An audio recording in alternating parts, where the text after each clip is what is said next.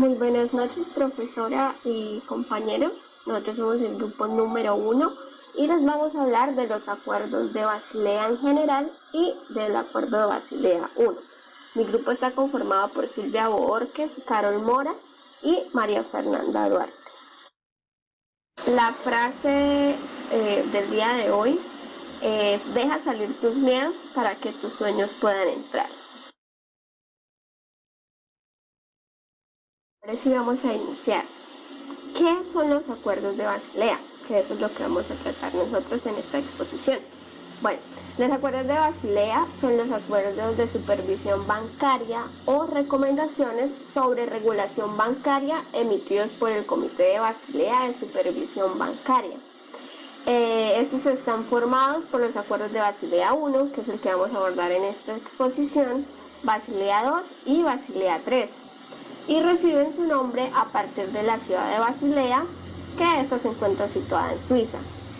Estos acuerdos son una serie de directrices elaboradas por el Comité de Basilea.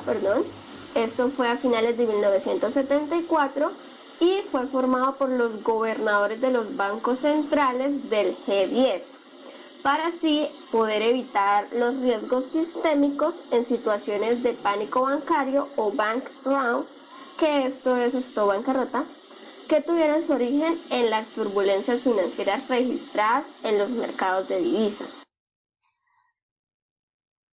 Ahora, ¿cuál es el objetivo de estos acuerdos? Bueno, los acuerdos de Basilea han evolucionado en función del ritmo de los acontecimientos, siempre con el fin de reducir al máximo el endeudamiento de las entidades financieras, para así poder garantizar la capacidad de respuesta ante el riesgo operacional y de crédito del mercado.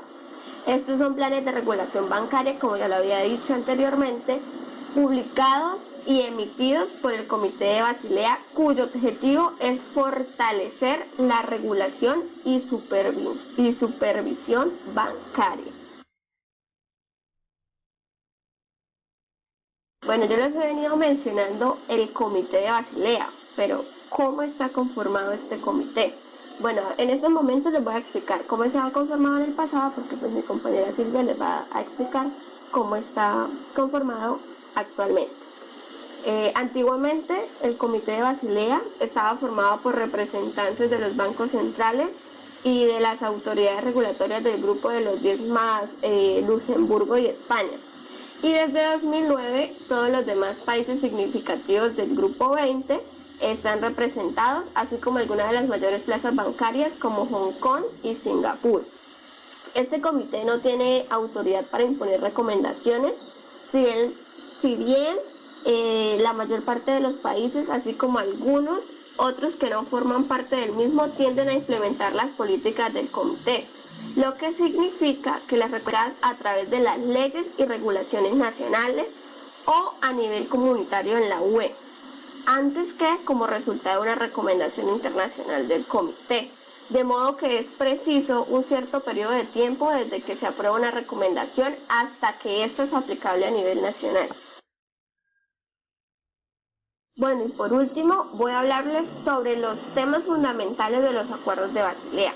Es importante indicar que, aunque estos acuerdos carecen de forma jurídica, los documentos de Basilea han sido aprobados por los gobernadores y supervisores de las mayores economías del mundo.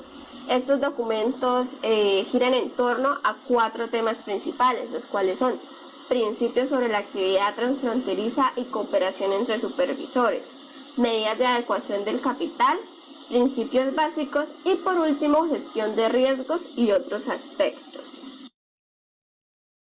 Actualmente el comité está formado por 27 miembros, de los cuales se reúnen los bancos centrales de estos países 4 veces al año. Se encuentra Alemania, Arabia, Argentina, Australia, Bélgica, Brasil, Canadá, China, España, Estados Unidos, Francia, Holanda, Hong Kong, India, Indonesia, Italia, Japón, Corea, Luxemburgo, México, Reino Unido, Rusia, Singapur, Sudáfrica, Suecia, Suiza y Turquía.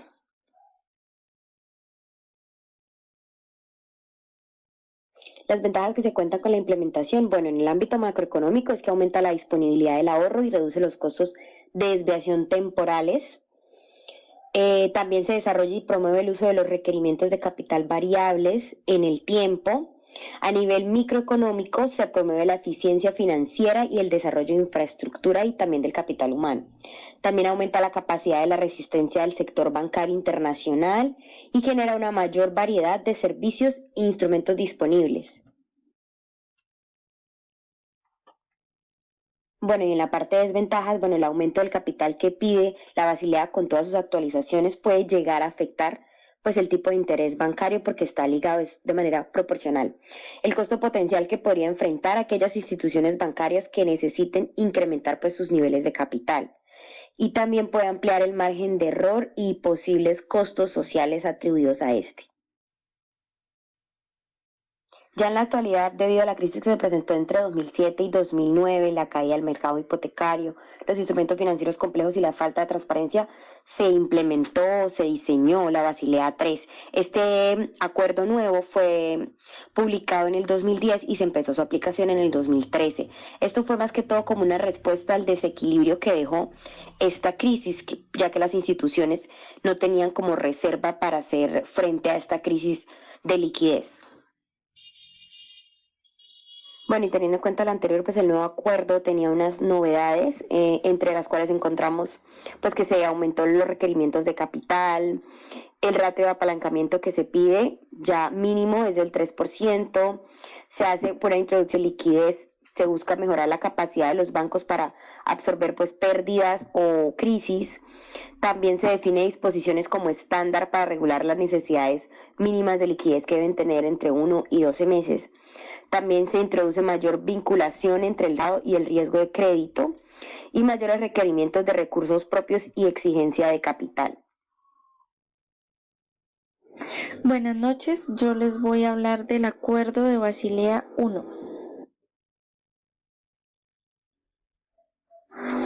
Se conoce con el nombre de Basilea I al primer acuerdo que fue publicado en 1988 en Basilea, Suiza. Este acuerdo establecía una definición de capital regulatorio en el que debía ser suficiente para hacer frente a los riesgos de crédito, mercado y tipo de cambio. Cada uno de los riesgos se medía con unos criterios aproximados y sencillos. El principal riesgo era el riesgo de crédito y se calculaba agrupando las exposiciones de riesgo en 5 categorías según la contraparte y asignándole una ponderación diferente a cada categoría.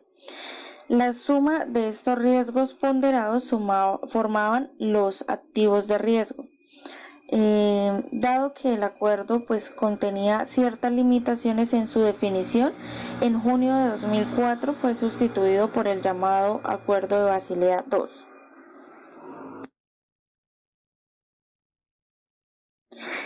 El Acuerdo de Basilea también estableció unos principios básicos en los que debía fundamentarse la actividad bancaria, como el capital regulatorio, requisito de permanencia, capacidad de absorción de pérdidas y de protección ante quiebra. Este capital debía ser suficiente para hacer frente a los riesgos de crédito, mercado y tipo de cambio. La recomendación más importante realizada fue la de limitar el apalancamiento o el efecto multiplicativo de la inversión de las entidades financieras en 12,5 veces el valor de los recursos propios en sus hojas de balance. Era importante en aquel momento, pues ya que las entidades financieras históricamente han estado muy apalancadas, captando fondos de la gente y concediendo créditos sin tener en cuenta como unos parámetros de riesgo en caso de una insolvencia de una persona o de una empresa. Se estableció también la definición de capital regulatorio, dividido en 2 categorías llamadas Tier 1 y Tier 2, en función de si cumplían ciertos requisitos en cuanto a la capacidad de absorber pérdidas, así como su permanencia y protección ante una quiebra. Este acuerdo supuso un hito muy importante para la robustez de los sistemas bancarios, entrando en vigor en más de 120 países, pero pues aún contenía ciertas deficiencias en cuanto a su formulación. Es por eso que, como ya lo había mencionado, en 2004 se propuso Basilea II.